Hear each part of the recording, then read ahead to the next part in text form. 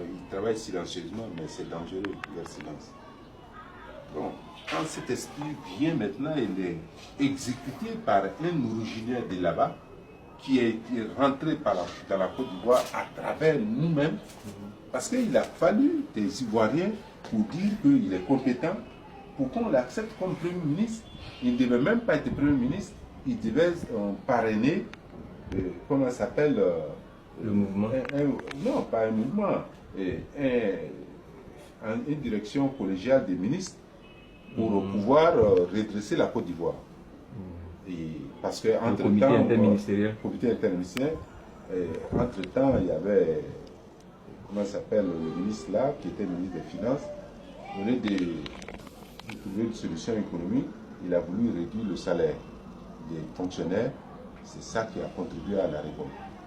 C'est ainsi qu'on appelle Lamine Diabaté, qui était un employé, enfin, qui était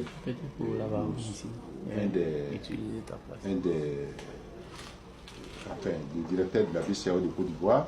C'est lui qui l'a introduit en Côte d'Ivoire, qui a permis d'acheter son premier appartement, une 2 pièces, et l'immeuble Signal là-bas, qui porte son nom, le nom de sa mère, de son père, tout ça. Et originel même, sans problème. Hein. Non, c'est-à-dire que si tu veux passer par là pour se faire, la France va te combattre. Et c'est pourquoi au FPI, on ne parle jamais de son identité. C'est ça. La France va te combattre. Le monde va te combattre. Parce que aujourd'hui, même en France, le FNN là, et ils sont, pourquoi on les exclut que c'est les hommes de droite, l'extrême droite là, c'est ce problème-là. Et c'est pourquoi la France demande qu'on enlève, on enlève le nom FPI. Parce que ça fait Front National. C'est ça. Et qu'on enlève Gbagbo, parce que lui, il incarne l'exclusion. C'est les deux choses qu'on a demandé. Et ils ont donné beaucoup d'argent d'abord à Mamadou Koulibaly.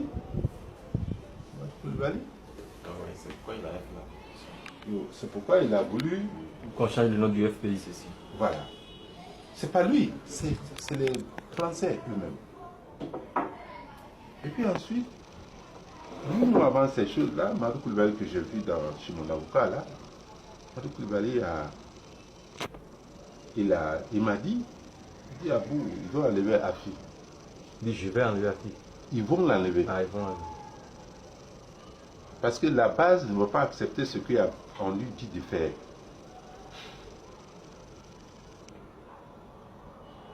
Ça m'a étonné, ça m'a frappé. Mais les gens étaient en train de faire, ni c'était la base.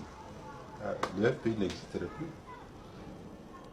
Or, pendant ce temps, on veut que Gbagbo n'a qu'à signer. S'il sort, il ne faut plus qu'il fasse la politique. Dans son pays.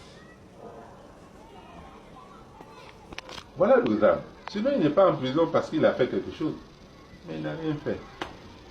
C'est le système mondial aujourd'hui qui te condamne sans te demander, comme Kadhafi est mort, comme d'autres personnes sont mortes.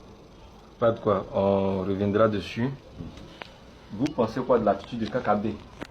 Ah oui, mais c'est le RDR en ses débuts.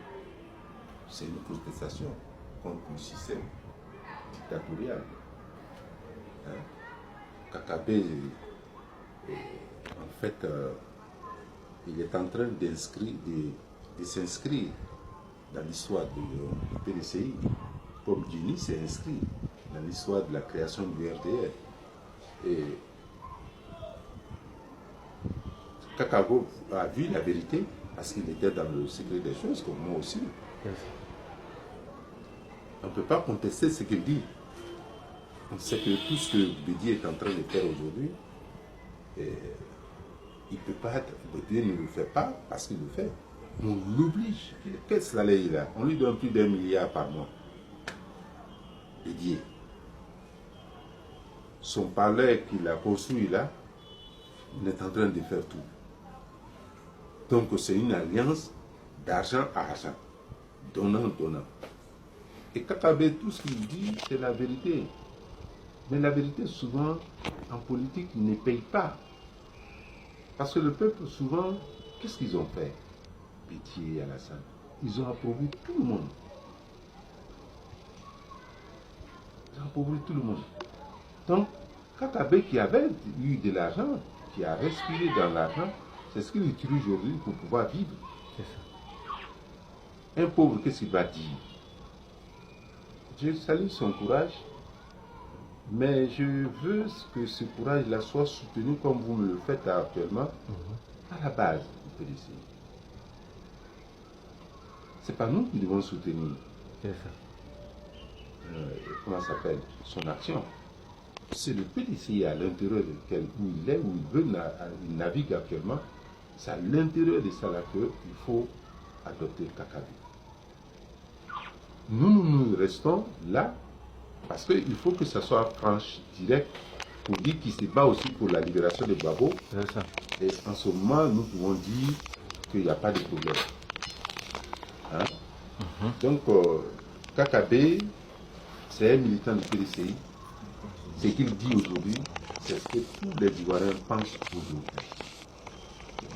Et ce qu'il dit du PDCI, le PDCI aujourd'hui est vendu au RDR. Pas au RDR, à Alassane Ouattara. Parce qu'Alassane Ouattara ne considère pas le RDR. C'est ça. Il nous l'a dit, il dit si vous faites, moi je vais créer un parti comme Berlusconi, et puis avec mon argent, je prends la Côte d'Ivoire. Hein. Ouais. Il dit que c'est pas vous qui avez fait, je suis devenu Ivoirien ou je suis Ivoirien. C'est mes relations. Ils t'ont fait qu'il est devenu Ivoirien. Oui, il dit c'est mes relations, c'est moi-même. Mais il a dit en décembre 2013, lors de sa tournée dans le Bélier, dans le cadre de la visite d'État, il a dit pour être président, il faut avoir des relations. Oui, il faut avoir de l'argent, c'est les relations. Quand vous vous asseyez avec Alassane, il ne parle pas que tu as bonne santé ou pas. Il vous dit que lui, ses relations, c'est avec les milliardaires du monde. Il ne parle pas de toi. Quand toi tu cries justice, tout ça, ce n'est pas son problème. La vraie justice de ce monde-là, de cette dimension aujourd'hui, ce sont ceux qui ont l'argent. Et ceux qui ont l'argent là, c'est les juifs.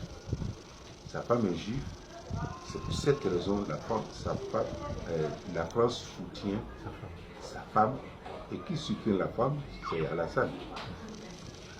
Sarkozy l'a mis là parce que sa femme est juive. Et comment ça s'appelle? Fabius soutient Alassane parce que sa femme est juive. Et Fabius est juif.